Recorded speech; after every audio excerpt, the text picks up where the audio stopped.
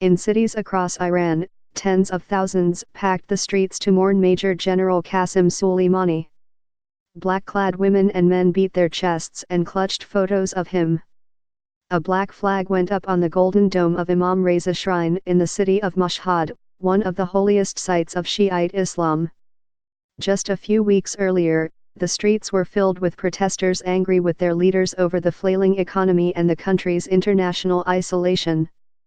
But at least for now, Iran is united in anger at the United States.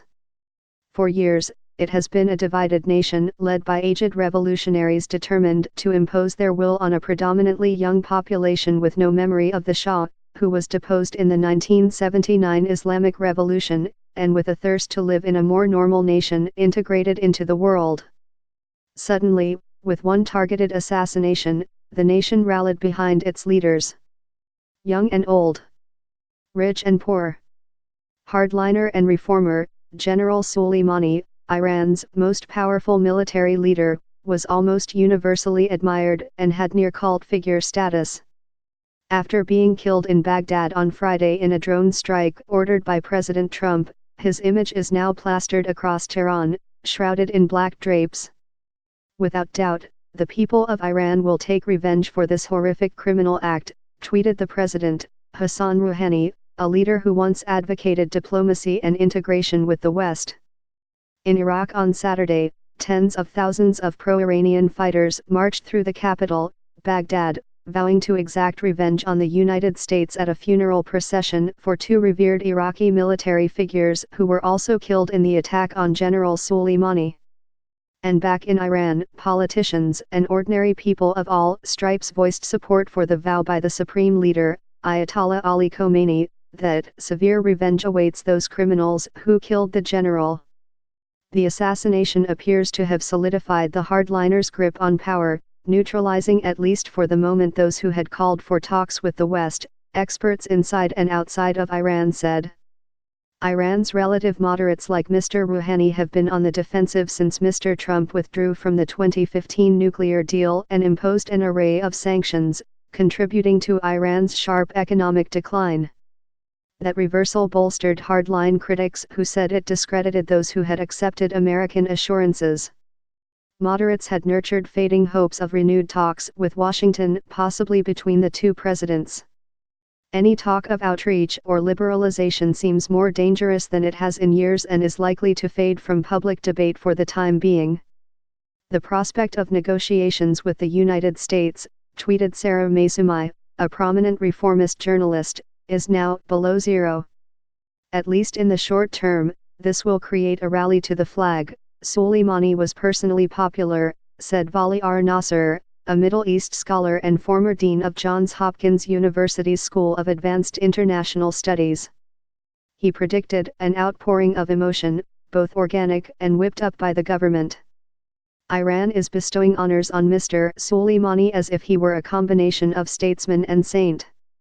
His body will circulate around shrines in all the holy cities of Shiite Islam from Samarra, Qadhimiyya, Karbala and Najaf in Iraq to Mashhad and Qom in Iran. As his body makes its way to 4 Iranian cities over the next few days, large crowds are expected to attend and display their solidarity and defiance. This show of unity, however, could be short-lived. The deep grievances that ignited protests against the government in November still remain in place: economic hardship, international isolation, and social oppression. Some Iranian opposition supporters have praised the assassination and are in favor of Washington increasing its maximum pressure policy on Iran's rulers.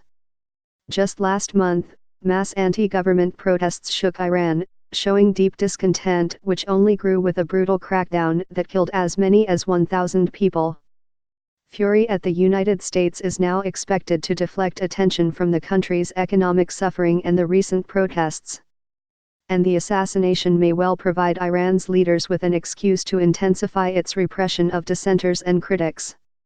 General Soleimani's killing was the worst thing that could happen to civic movements in Iran and Iraq, said Amir Rashidi, an Iranian cybersecurity expert based in New York. It means more pressure on people who are already being squeezed politically and economically. In just a few days, the conflict between the United States and Iran has escalated dramatically. A rocket attack on a military base in Iraq killed an American on Friday. The United States blamed it on an Iran-backed militia and carried out airstrikes Sunday that killed some 24 militia fighters. On Tuesday, militias swarmed the American embassy compound in Baghdad, breached the outer wall and set fire to some structures. General Soleimani led the Quds Force of the Islamic Revolutionary Guards Corps, which conducts Iran's foreign military operations. He commanded Iranian forces battling the Islamic State in Iraq and Syria. He also headed Iran's role in arming, training and directing anti-ISIS Shiite militias. The American attack that killed him also killed the powerful leader of Iran-backed militias in Iraq, Abu Mahdi al-Muhandis. In addition, the general directed Iran's involvement with forces like the Houthi rebels in Yemen, Hezbollah in Lebanon and others that are in conflict with the United States and its regional allies Israel and Saudi Arabia. The United States had labeled him a terrorist since 2007 and imposed economic sanctions on him. But in Iran, the government built up his public image as the person keeping the country safe. He went from a commander in the shadows to a household name, regularly seen in news videos directing troops in battle, meeting with allied leaders and reciting poetry about martyrdom. Qasem Soleimani has been seen as the public face of Iran's regional policy, said Sanam Vakil, a senior research fellow and leader of the Iran Forum at Chatham House, an international affairs institute based in London. Since the fight against ISIS, you've seen this surge of support for him.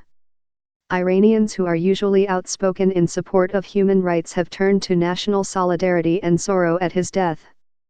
How soon we forget how close ISIS was to us and who defeated this monster, the actress Bahari Ranama posted on her Instagram account. One of Iran's biggest celebrities, she is well known for her support of women's rights. General Soleimani was broadly thought of as a conservative, but he took care not to align himself with any political faction in Iran or take sides in domestic disputes, allowing him to be seen as above politics. He's someone who had a depth and breadth of relationships within the Iranian system that allowed him to work with all key players, Ms. Tabatabai said.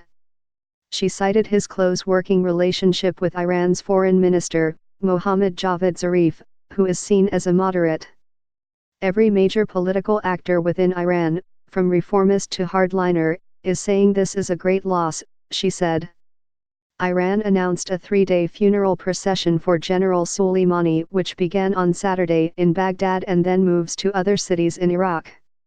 The procession will continue in Mashhad, Iran on Sunday and Tehran on Monday, where Ayatollah Khomeini will pray over the general's body at Tehran University.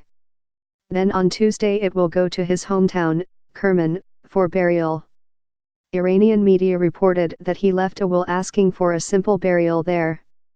An enormous turnout is expected, and leaders of militant groups from across the region are expected to attend the services, several people with knowledge of the planning said. Many Iranians, whether they like the regime or not, did consider Soleimani as a sort of national symbol, said Rast Simt, an Iran specialist at the Institute for National Security Studies in Tel Aviv, and they see his assassination as something that hurts national pride. Mahmoud Dawlatabadi, a prominent Iranian author who has spoken out for artistic freedom, wrote that Iran once again lost one of its most honorable children. Since Mr. Trump's withdrawal from the nuclear deal, Iran has revived its nuclear program in stages, amid escalating conflicts with the United States. The European signers of the agreement promised to find a way to offset the effects of the sanctions, but so far have failed. Hints at renewed negotiations with Washington have gone nowhere. The moderates were already on life support before the killing of General Soleimani, Mr. Nasser said, and Iran will hold legislative elections next month. I would guess the hardliners are going to do very well. This kind of pressure on Iran, just like in any country, plays into the hands of the security forces.